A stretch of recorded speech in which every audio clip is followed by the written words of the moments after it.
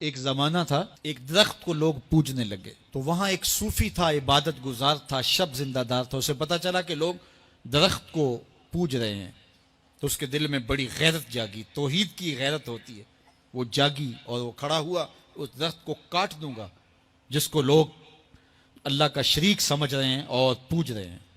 ہاتھ میں کلہاڑا پکڑا اور اس درخت کو کاٹنے کے لیے نکلا۔ راستے کے اندر شیطان کھڑا تھا، اس نے کہا میں تو نہیں جانے دوں گا، اور شیطان نے راستہ روکا، اس نے پٹک کے شیطان کو زمین پہ مارا اور اس کی چھاتی پہ بیٹھ گیا۔ شیطان بہت مکار ہے اور وہ ہر ایک کو ایک طریقے سے نہیں لوٹتا، اس کے بڑے مکر و فریب اور دجل و تلبیسات ہیں۔ اس نے دوسرا طریقہ اختیار کیا، اس نے کہا جناب آپ عبادت گزار ہیں، تہجد گزار ہیں، شب زندہ دار ہیں، آپ درخت کو کاٹیں گے، لوگ آپ کے مخالف ہو جائیں گے، پھر آپ کو ان کے مقابل کھڑا ہونا پڑے گا، اور سویرے شام لڑائی ہی لڑائی، آپ کی عبادتوں کے وقت میں خلل آئے گا۔ تو آپ نے ان کی قبر میں تھوڑا جانا ہے، آپ کی قبر اپنی ہے، ان کی قبر اپنی ہے، آپ چھوڑیے ان کو۔ اور ساتھ ہی کہا کہ جب آپ مصلی اٹھایا کریں گے تو نیچے سے ایک درہم مل جایا کرے گا آپ کو، تو آپ اس سے اپنے کھانے پینے کا انتظام کر لیا کریں گے اور آپ فارغ البال بھی ہو جائیں گے۔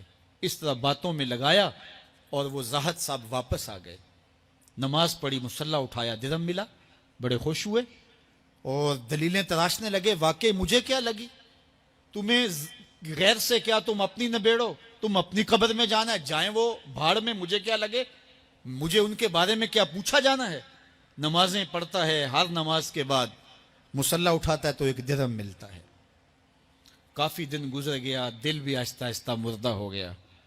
ایک دن مصلی اٹھایا تو کوئی درہم نہیں نکلا، پھر دوبارہ کلہاڑا اٹھایا، اٹھا، رستے میں پھر شیطان کھڑا تھا، کہا کدھر جا رہے ہو، کہا درخت کو کاٹنے جا رہا ہوں۔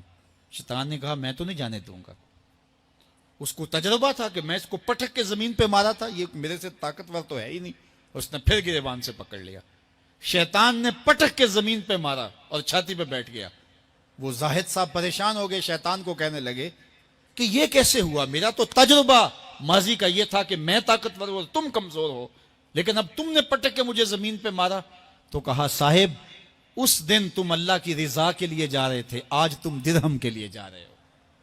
تو جب عمل میں خلوص نہیں رہتا تو پھر عمل نہیں رہتا، عمل میں قوت نہیں رہتی، پھر سجدے بے روح ہو جاتے ہیں، نمازیں بے ذوق ہو جاتی ہیں، صفیں کج دل پریشان، سجدے بے ذوق کہ وہ جذب اندروں باقی نہیں۔ نماز روزہ حج زکوٰۃ سب کچھ ہے باقی مگر تو باقی نہیں۔ پھر سب کچھ چلتا رہتا ہے لیکن رسم ہوتی ہے، لا یبقى من الاسلام الا اسمہ ولا یبقى من القرآن الا رسمہ۔ پھر قرآن پڑھا جاتا ہے، رسم ہوتا ہے، قرآن دل کو پھر نہیں بدلتا، اس لیے کہ رسم ادا ہو رہی ہوتی ہے۔ جب رسم ادا ہو رہی ہو تو پھر قرآن دل کو نہیں بدلتا۔ جب قرآن کے طور پہ پڑھا جا رہا ہو پھر یہ دلوں میں رنگ اتارتا ہے اور معرفت کا نور دیتا ہے اور دلوں کے زنگ اتارتا ہے۔ دنیا کے اوپر ماں کے پیار کا کوئی بدل موجود ہے؟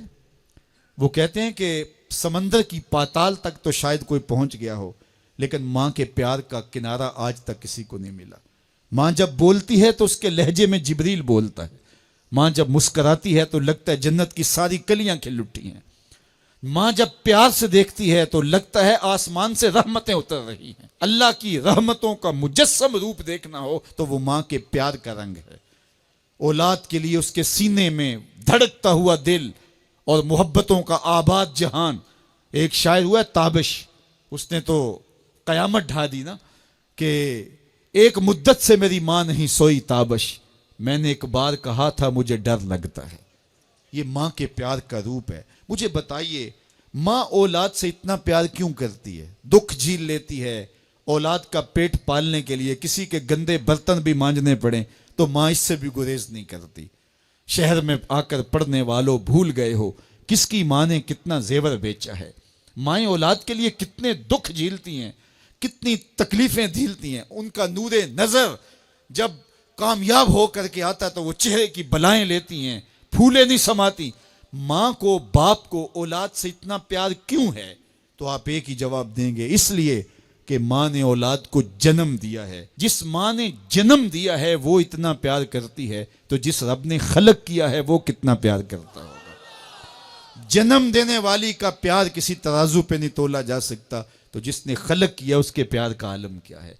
تو وہ خود پکار کے کہتا ہے اللہ زی خالقہ کا, کیوں مجھ سے بھاگ رہا ہے, میں تیرا خالق لگتا ہوں. ماں کو چھوڑ کے بچہ بھاگے نا تو ماں کہتے پتر اتنی ٹھنڈی چھاؤں کہیں نہیں ملے گی, آجا پلٹ کے, زمانے کی ٹھوکریں تجھے مار دیں گی, آجا زمانے کی دھوپ تجھے جلا دے گی. مالک بھی کہتا ہے او بھاگنے والے آجا پلٹ کے, میں تیرا رب لگتا ہوں, میں تیرا خالق لگتا ہوں. آجا پلٹ کے اللہ زی خالقہ کا فسوا کا فعدلک فی ای صورت ما شاء رکبک. تجھے صورت دی, تجھے چمکتی آنکھیں دی, تجھے روشن چہرہ دیا, تجھے بولنے والی زبان دی, تجھے سننے والے کان دیے, تجھے کیا کچھ نہیں دیا, اور اسی کا در چھوڑ کے بھاگ رہا ہے. آجا شیطان کے ہتھے چڑھ گیا, شیطان تجھے جہنم کے گڑھے میں پھینکے گا جا کے. آجا پلٹ کے, میں تیرے لیے جنت بنا کے رکھی ہے. جنت میں باغ ہیں, وہاں دودھ کی نہریں ہیں, شراب مصفہ کی نہریں ہیں, وہاں تیرے لیے بڑا کچھ ہے. لیکن تجھے بتاؤں وہاں محمد عربی کے ڈیرے بھی ہوں گے. آجا جنت میں, آجا پلٹ کے میری رحمتوں کے سائے میں آجا. صاحبو بہت وقت گزار چکے, تھوڑا وقت باقی ہے, آئیے اس کے حضور سچی توبہ کر کے اس کی طرف رجوع کریں. جانا تو ہے ہی, آج بندگی کا سر جھکانے کے لیے مسجد کا رخ نہیں کریں گے, اس کے حضور نہیں جائیں گے تو کل لوگ اٹھا کے لے کے آئیں گے. وہ وقت بھی آنے والا ہے جب تیری آنکھیں ہولے سے بند کر دی جائیں گی, اور جب چٹے لباس میں تجھے لپیٹ دیا جائے گا, ناک میں روئی ٹھونس دی جائے گی. وہ لمحے ہوں گے جب غسال تجھے چاہے ادھر پلٹ دے چاہے ادھر پلٹ دے, تو یہ کہہ بھی نہیں سکے گا کہ مجھے یوں کیوں پلٹ رہے ہو. وہ لمحے آنے والے ہیں, وہ گھڑیاں آنے والے, قبل اس سے کہ وہ وقت آئے کوئی حجت باقی نہ رہے. آج میرے پاس بھی وقت ہے, آج آپ کے پاس بھی وقت ہے. آج کا پچھتاوا کل کی بہتری کی ضمانت بن سکتا ہے. کل کا پچھتاوا سوائے حسرت بڑھانے کے اور کچھ نہیں ہو سکتا. ہم سمجھتے ہیں اس دنیا سے ہم نے جانا ہی نہیں, بیٹھ ہی رہنا ہے. ہم نے ہماری منصوبہ بندیوں میں موت کہیں رکھی نہیں ہوئی. یہ پلازا بنانا ہے, یہ مارکیٹ خریدنی ہے, اتنی جائیدادیں اور زمینیں لینی ہیں, یہ راستے میں گھات لگائے صاحب کہیں موت بھی کھڑی ہے. جب تو جائے گا تو سب کچھ یہیں پڑا رہ جائے گا. وہ جو تو نے گھر بنایا اس میں تجھے ایک رات بھی نہیں رکھیں گے. وہ تجھے اپنے ہاتھ سے غسل دینے کے لیے بھی آمادہ نہیں ہوں گے. ڈر لگتا ہے انہیں اب تیرے سے, لباس بھی پھاڑ کے اتاریں گے. جاندی واری ڈرونا بنیو تے ہاتھ نہ لاندے ڈر دے, جنہ لئی تو پاپ کمائے اج کتھے نہیں تیرے کر دے.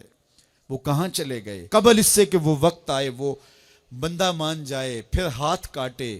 قیامت کے دن بندہ کہے گا مالک ایک دفعہ بھیج, سجدے سے ساری نہیں اٹھاؤں گا, صدقہ کروں گا, یہ کروں گا, وہ کروں گا. لیکن کہا جائے گا نہیں, تجھے بڑا موقع دیا, تیرے پاس مسلح آئے, تیرے پاس عالم آئے, تیرے پاس کتابیں نازل ہوئی, نبی آئے, پیغمبر آئے, رسول آئے, تیرے سامنے جنازے اٹھے, روز ڈوبتا سورج تجھے کچھ بتاتا تھا, لیکن تو نے کسی سے عبرت حاصل نہ کی اور زندگی آوارگی میں گزاری. آج تیرے لیے کچھ نہیں ہے اور تجھے پلٹ کے نہیں جانا بلکہ اپنے اعمال کی سزا کاٹنی ہے. پھر پچھتانے سے بہتر نہیں کہ آج پچھتا لے, اپنی مختصر سی زندگی کو اللہ کی راہ پہ لے آئیں. آج موقع ہے, آج فرصت ہے, آج ساوی نے کھلے راوی نے انج ٹوک نوکھڑے ٹکڑے نہیں, ٹر پویں تے پینڈے مک جاندے, کار بیٹھیاں فاصلے مکنے نہیں. آج وقت ہے, آج فرصت ہے, اس فرصت کو غنیمت سمجھیے اور اپنی زندگی مالک کے چوکھٹ پہ لگا دیے. اس کی رحمتیں آواز دے رہی ہیں, یا ایھا الانسان ما غرک بربک الکریم. او بھاگے ہوئے انسان, آجا پلٹ کے, تیرا رب بڑا ہی کریم ہے. آجا آجا, تو نے پھر بھی تو آنا ہی ہے. پھر جو منہ چھپا کے آتا پھرے گا, کھلے منہ آجا. پھر لوگ جو اٹھا کے لے آئیں گے اپنے قدموں سے چل کے آجا. اس کی رحمتیں تیرے اوپر برسنا چاہتی ہیں, آجا پلٹ کے. آنکھ کے ہر گوشے میں قرآن سنا کر دم لینا,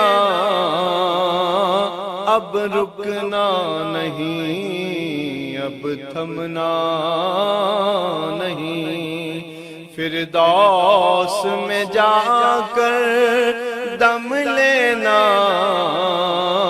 آفاق کے ہر گوشے میں قرآن سنا کر دم لینا, اب رکنا نہیں، اب تھمنا نہیں۔ پاک کے ہر ہر گوشے میں قرآن سنا کر دم لینا، اب رکنا نہیں، اب تھمنا نہیں۔ فردوس میں جا کر دم لینا، آفاق کے ہر ہر گوشے میں قرآن سنا کر دم لینا، اب رکنا نہیں، اب تھمنا نہیں۔ پاک کے ہر ہر گوشے میں قرآن سنا کر دم لینا، اب رکنا نہیں، اب تھمنا نہیں۔ پاک کے ہر ہر گوشے میں قرآن سنا کر دم لینا، اب رکنا نہیں، اب تھمنا نہیں۔